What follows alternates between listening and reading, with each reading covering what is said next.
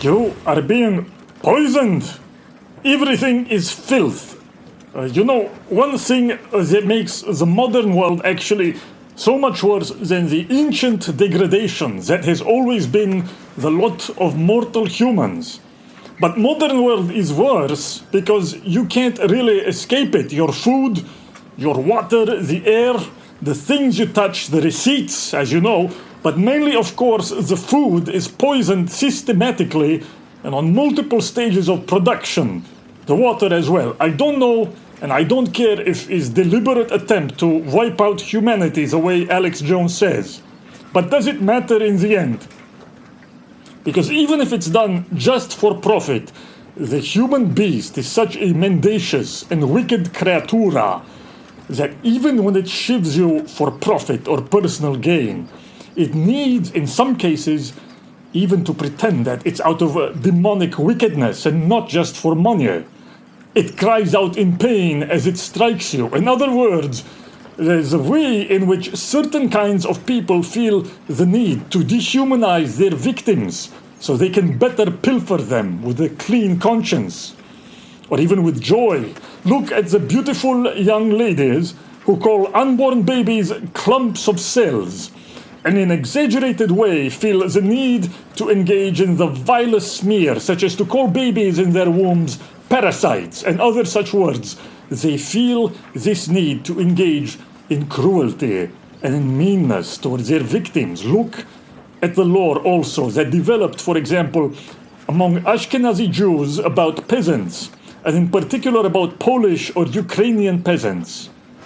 You must understand why this is. It's because the Polish nobles left for Paris or other places, and they gave tax farming contracts to local Jews who, under the title of tax collector or arrendator, these were their tax enforcers, and therefore they had to exaggerate a dehumanizing ideology about their victims so as to better squeeze them. You don't hear that part of the story ever, I am sure. It is repeated in other parts of Europe, but this actually is a universal phenomenon among middlemen minorities with similar tasks, whether you look to the Orient or in Africa, where much of the commerce was in the hands of the Arabs historically. And the cruelty here is of a mean and a wretched character. It is subterranean cruelty. It is effeminate. It is unlike, for example, the frank and manly cruelty of the Homeric heroes, who will just rob you with force, their own force, not someone else's, or like the Tutsi warlords in Rwanda, or like other warrior races who have no need of womanly self-justifications the way these other kinds of merchant peoples do. So then I'm not privy actually to the inner congresses of the ruling class, nor especially of people like Monsanto or the agrochemical lobbies that produce glyphosate and atrazine. But they know it's poison, so I'm sure that such people, they do not have the warriors type of amorality. Let me put it that way. I'm sure in private they revel in their wickedness as those other types I mentioned, and that they have developed all kinds of dehumanizing moral justifications for why you, the victim of their scams, all deserve what you're getting anyway. I'm sure fentanyl producers do the same in their heads, whether in China or secular family in America, or doctors who prescribe SSRI and other poisonous medications that are ruining not just your body, and that, by the way, will keep having effects after you take them. I will cover this later in show.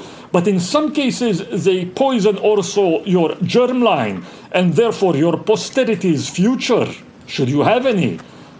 They're usually morons, to be sure, the doctors, I mean. Maybe they don't know the effects, but yet others must know, and they do it for profit, and I'm sure they justify it the same way in private. Women do this. A woman will cheat on you, and that's not enough for her. She will also then have to make up a story about how you deserve it, how it's because of what you did. It's a trait universal to women, but unfortunately certain countries promote this kind of moralistic self-delusion as a kind of national vice. Well, I say all this because it doesn't matter in the end. If they poison to harm you, they will behave as if that's what they intended anyway. and their already worm-like, mendacious nature grows horns at that point, grows a forked tongue, and spits out bile, so it looks like a reptiloid conspiracy, even when it may not be. You end up a poisoned gimp version of what you could have been anyway. Why does it matter, the motives? But anyway, their private wickedness aside, how do you deal with this yourself? How do you deal with the universal poisoning of modern life? Cities built on mountains of filth. Industries built on turning you into a rag for chemical refuse. How deal with this? In the ancient world, you could leave. You could leave some of these overpopulated villages where people lived in the middle of trash and manure also, for sure. But these days, it follows you almost everywhere you go. No possibility to be a hermit, almost. So what do? There is contamination and poisoning almost everywhere you go, as the entire world is covered in a matrix created by the chemical world order. That's right, the goblinoids of the chemical industry and of agribiz and the industrial farming complex have spread their poison through the world. There are only a few patches left clear of them now, very few. For example, Bhutan in Himalayas has pledged to be the first all-organic society. Russia has banned GMOs, along with Hungary and Japan, a few other spots, but of course, these places are themselves hardly untouched. Microplastics, contamination of almost all seafood, I believe, almost all world oceans. That said, there is a temptation then here to throw your hands up and say, well, what does it matter? It's all rotten. And to absolve these people who are siphoning poison in your throat. But no, never do that. It's particular industries, it's particular politicians and families of oligarchs. They hire, on top of this, an entire media proletariat of professors, of sophists, of think tankers and social media influencers to hunt down and run smear campaigns against anyone who calls them out. Monsanto did this to Taleb.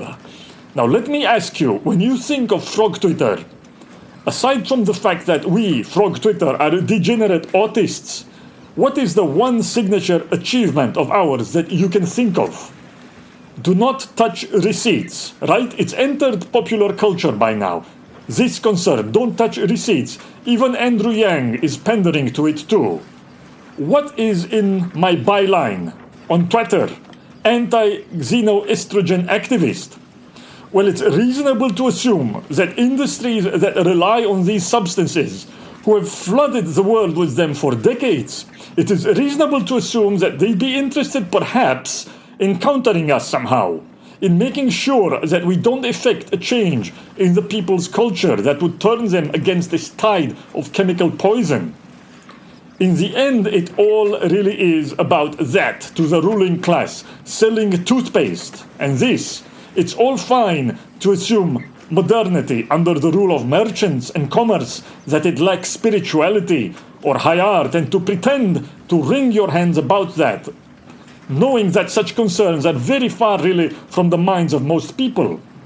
But how fine is it to realize that society is under the rule of those who seek only next year's profit for their own? And that's quite a generous time horizon. Often it's next month's profit. But how is it to assume that these people will have no qualms about turning you into a slave or shoving bugs down your throat? They've been shoving bugs down your throats for decades. And they primed and blinded you to that first. The debates about philosophy, about nature, all of these things end up looking very different from that point of view. This, what I will talk about on this show, the many ways you are poisoned in your food, by your pharmaceuticals, and the efforts of the dealers of poison to prime you to receive their trash. The mental poison is to prepare you to submit to the body poison.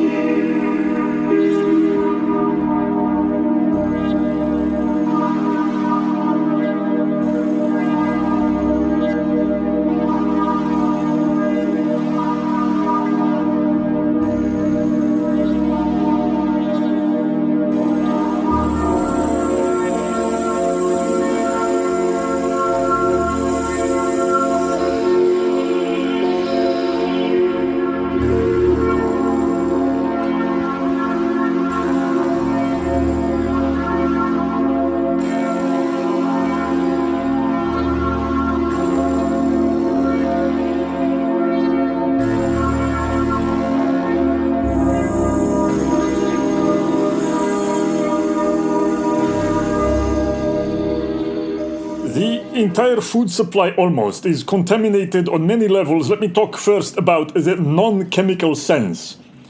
You take apple juice, almost all apple juice, and certainly all of it from the big companies, is made out of rotten apples. They take rotten apples, they squeeze them. Now it is true that pasteurization will kill the fungus itself. But what you don't know is that the fungus releases toxins. And these are called mycotoxins. The toxin, and some biology cell can correct me if I'm wrong, but the toxin does not go away when you cook it. So there is no pasteurizing that out of the apple juice. So you're drinking poison. But I think this is just the most obvious case. Because in America, especially, other parts of the world too, of course, but in America, as you know, food production is centralized. Many of you are maybe hippies. You go to farmers' fairs now, and that's becoming more common, and it's a good thing. They're trying, very funny, to exclude the Nazis, so-called, from the alt-right, from selling their produce at farmers' market. You hear this is concern of the left. So some of you, left and right, you use farmers' market, but the vast majority shop from supermarkets that are stocked from far away by highway. I think there's only 2 weeks of food stocked in cities themselves, by the way. But in fact, supermarkets have a few days' worth of food at most. Why this is not treated on its own as a huge national weakness, I don't know. What do you do in a case of catastrophe that interrupts the supply routes? But okay, this different matter. A feature of the centralized food production is that prior to being distributed, the food is kept in giant warehouses. Now with meat, you can't really keep it unfrozen that way because it spoils and the customer can see right away spoiled meat. You can't mask it. But with many other things, you can keep it a long time in a warehouse, and especially so with grain. And this is why the entire grain supply of America is contaminated with mycotoxins. Even if the grain itself that you buy, whether wheat, rice, corn, whatever, even if this is not itself moldy, even if it's not passed, it's prime, it stayed before distribution a long time in a warehouse that is all mold, that was heavily contaminated with mycotoxins of various kinds, many of which they don't even know how to test for. This is why, for example, one batch of grain will be okay, but another might give you mystery feelings of disease, or even worse, that could last a while and is undiagnosed. But could lead, for example, to a cascade of allergic or inflammatory or other reactions. I don't believe, for example, that everyone suddenly became celiac, the gluten intolerant, but rather that it's the mycotoxins in modern wheat, in the United States in particular, that are making people sick. It's not any one general category of macronutrient itself that's causing these problems, I believe, but the contamination. And similarly, there is evidence that peanut and other allergies are caused by also these mycotoxins. The most frequent mycotoxin is called aflatoxin. You can look it up, and this is well known in places like Africa where it causes havoc, many deaths. But there are many others. For example, ochratoxin, O-C-H-R-A, ochratoxin, for example, and they can contaminate different types of foods in different countries, including animal products. The damage these poisons cause to people, the lives destroyed with mystery ailments, the health costs, of course, it's impossible to know the damage because no honest studies are carried out. The problem itself isn't given a proper hearing to begin with, because why would they? Will they change the entire model of food production? Remember, Rome was destroyed as a society because a few landowners ended up, I think Loci Julianus linked to a passage just this week where it shows that, for example, 6 or 7 landowners owned all of North Africa. Nero, the evil emperor Nero, he had them butchered. That's one good thing that he did. But this enormous industrial farm system that late imperial Rome left behind, it leads to highly dysfunctional societies. I've already mentioned on previous show how France managed to get out of latifundia system. this mass farm, huge landowner system, only with hundreds of years of strife and warfare. And America, modern America, has gotten itself into the same hole, stupidly. My landlady in Argentina, before, she came from one of these families that owned, for example, half of some province. But she's one of these people who like to show off to me how she took the cheapest boat to Uruguay. And otherwise she put on displays of such frugality. Even the old rich, they have these affectations showing they're completely unworthy of their inheritance.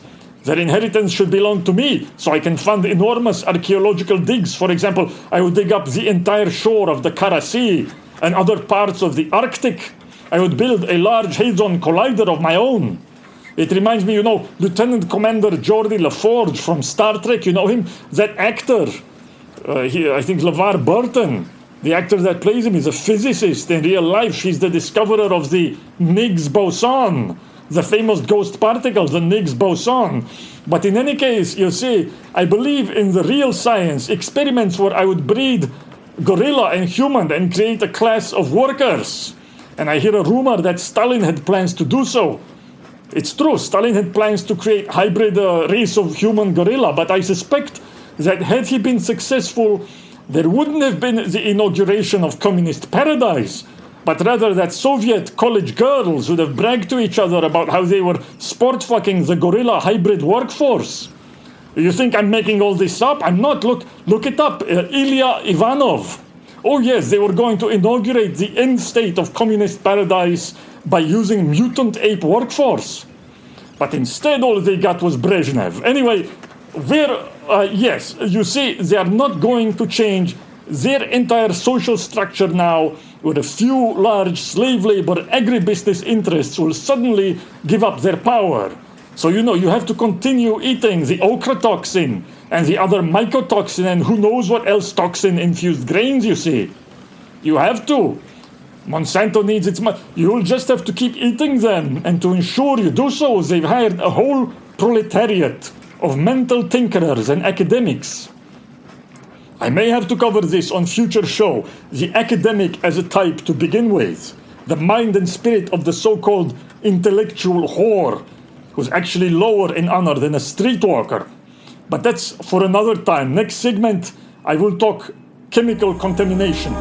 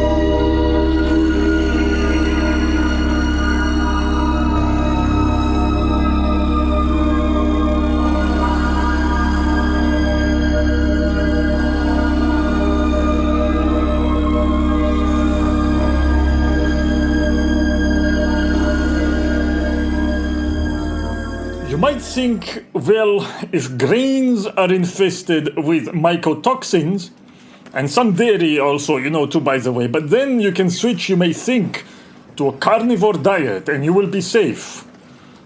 Meat, by the way, it can have mycotoxins too, especially pork, but it's much rarer, I think, in most countries at least.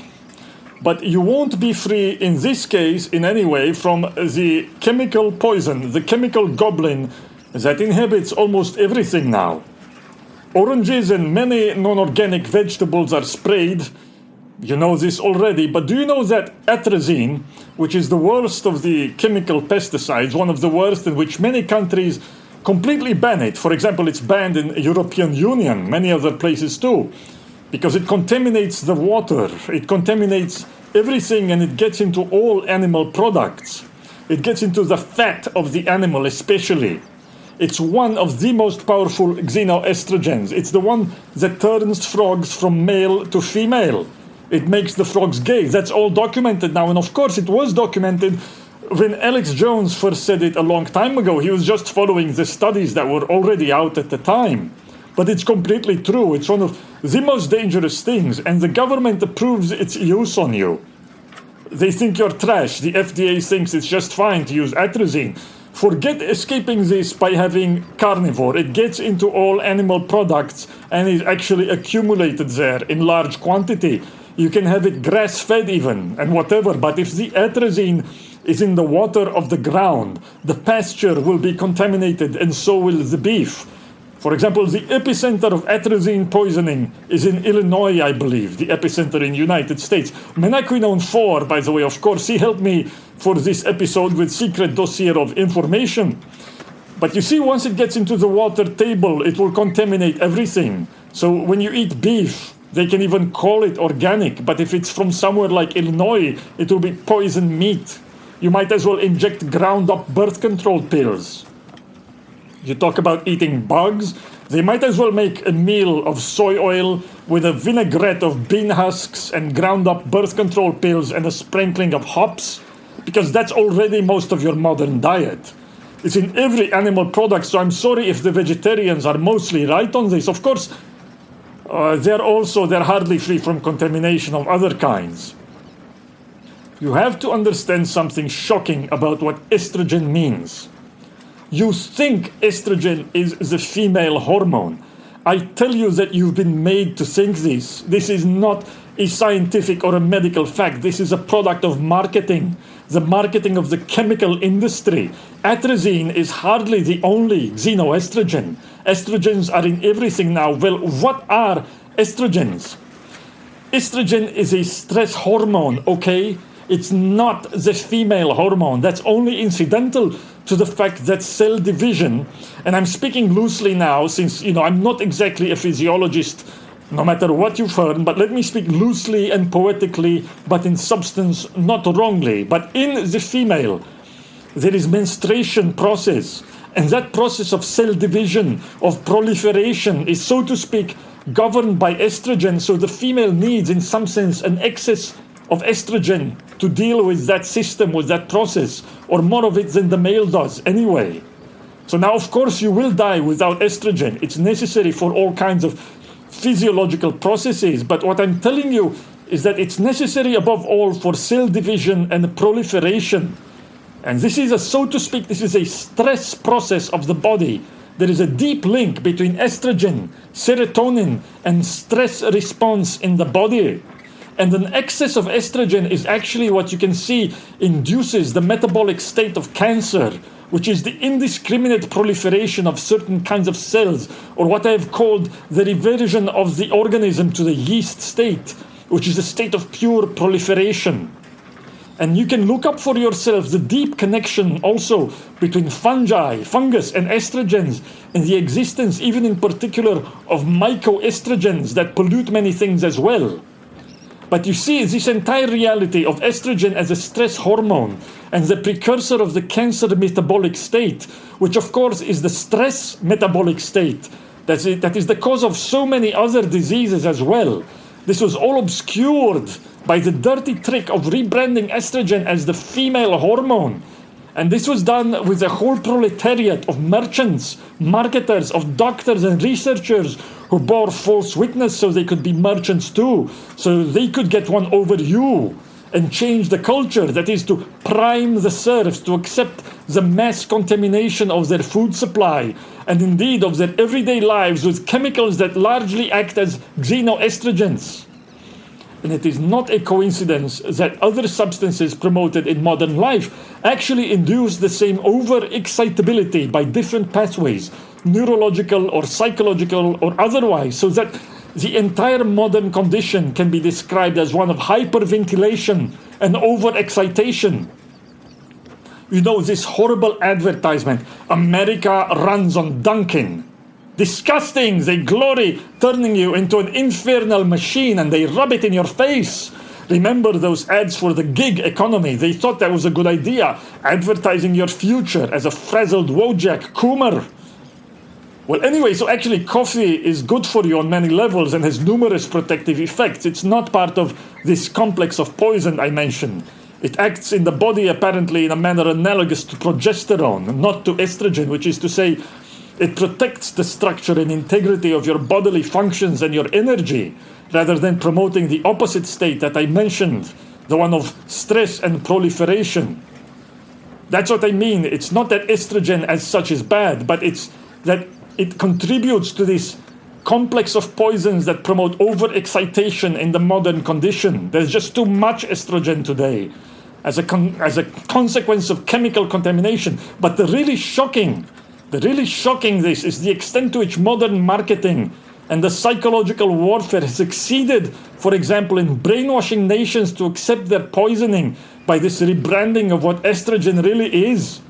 The only other example I can think of is how they managed to get you to eat paint thinner. Oh yes, paint thinner. You're eating industrial paint thinner daily now. Do you understand that?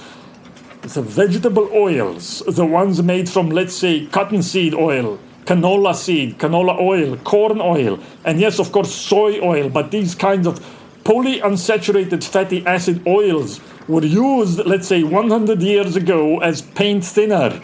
These were industrial oils used only for such purposes, not human consumption, but they were rebranded through a giant fraud of marketing as food, and even as superior to saturated fat, which was demonized.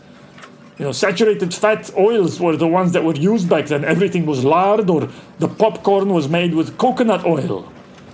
But as a result of this giant marketing psyop fraud, the 20th century is replete with such frauds and big lies, no doubt. But as a result of that, they managed to get you all eating industrial poisons, polyunsaturated fatty acid-rich oils that are really pure poison. Why are they poison? What do you think, you dummy, that a plant wants to be eaten? That it wants you to eat its seeds, which is where these oils come from? Organisms that cannot move, that cannot run or fight with teeth or claws, they will develop toxic means of self-defense. And this is not an exception.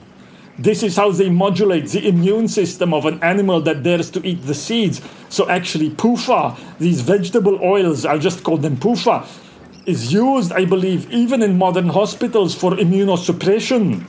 Because that's what they do. They do also something else. You know, your body makes hormones out of fats, right? Saturated fats. Well, these particular fats, the PUFA, will interfere with the hormonal signaling in your body and entirely throw it off. So this will end up having cascading effects in your body, effects that can last quite a long time after a PUFA-heavy meal. PUFA, vegetable oils, are in other words pure poison. The reason, nuts, almonds, walnuts, for example, the reason they have such levels of vitamin E, and the reason certain plants do, is because PUFAs are highly unstable. They readily oxidize or go rancid, and this ends up having an enormous toxic poisoning effect within an organism. And vitamin E is there to prevent this process. That's why it's in such high level in nuts and certain plants. That's the only reason it's there. That's what it's for. So here's a quick fix tip, only one I will give you on this show. If you eat a modern meal out on a restaurant, and PUFAs are everywhere now if you eat out, you will feel sick, usually, often. And then to counter this, you can try having some unrefined virgin coconut oil after, like a teaspoon at least. Because coconut oil has in the body a very similar effect to vitamin E. So it will counter the PUFAs that you eat that day. It has quite a few other positive effects besides, by the way.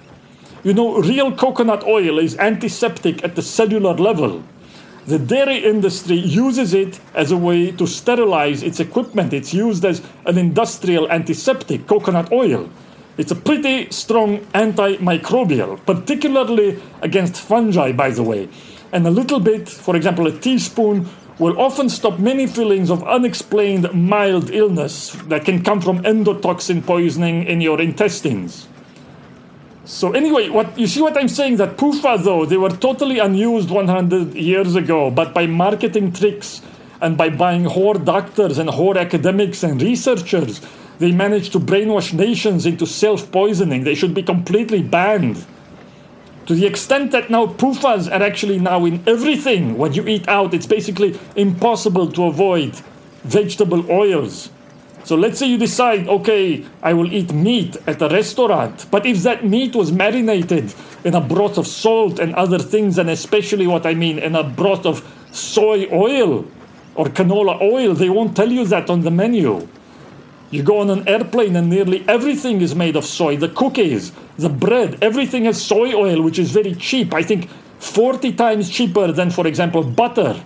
So that butter is fake and it's actually made with soy oil on airplanes. Everything is soy. That's not an alt-right exaggeration, and it's incredibly destructive, quite aside from the fact that soy itself is an estrogen as well. It's destructive merely by the fact that it's one of these most dangerous rancid vegetable oils. They're essentially giving you rotten food to eat, you understand, and they cover up that rottenness with food coloring and a few tricks. All modern food science of the food industry is a scam to get you to eat rancid, rotten garbage, literal trash poison. So anyway, what they did with rebranding industrial paint thinner as a good for your health vegetable oil, pure vegetable poison, literally the toxins the plant uses to defend itself. They also rebranded in a similar way estrogens as the female hormone. It's a decades-old psyop through which they actually changed the culture to prime it to accept this. So let me ask you something. When you see that my byline on Twitter says anti-xenoestrogen activist, and when my book made such a splash, of course, relatively small in the scale of things, but still, almost no media is not owned by a faction today. So do you think that these industries of mass poisoning, who see somebody who is not owned, who advertises himself as an anti-xenoestrogen activist that comes from a group that promotes propaganda, you could say, or knowledge about the dangers of estrogens, do you think that these industries of mass poisoning, which form one of the main branch of the Lords of Lies, do you think they may have noticed and sought to take countermeasures? I don't know, but do you think they look ahead and see that if my ideas or frog ideas enter the mainstream popular culture, it's a terminal level event for their industry? Well, I don't know if this happened, but it seems plausible. But what kind of person would they send? They do not send their best. Let me put it this way. No, they do not send best. The people who they can get to make war on conservationism and on healthy living, these are not the best people. One would even be surprised if such efforts were not disorganized and were not clumsy. I don't know. I don't know that they are doing this, but I would expect that they are. They fund so-called think tanks that specialize just in this. I will be right back. I talk pharmaceutical poisoning next.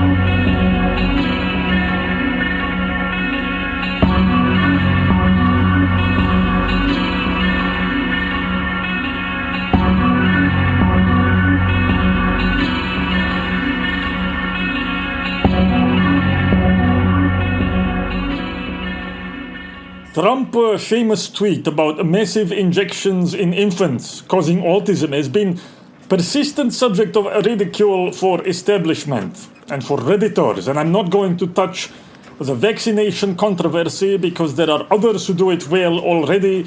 You can find many resources on that. I have not studied it enough to know what position to take myself on it, but I am very skeptical of medical establishment claims, if only because I know how worthless they are in general. One of the most red-pilling statistics you can find. Well, just find the number of people who die as a result of going to the hospital every year. Find out how many die because of doctor iatrogenic deaths. It's enormous. The lowest estimate I've seen is about 100,000 per year of deaths caused by doctors, but most studies have it around 250,000 or as high as 500,000 or higher per year, and these are mainstream sources like Legacy Media and Johns Hopkins and so on.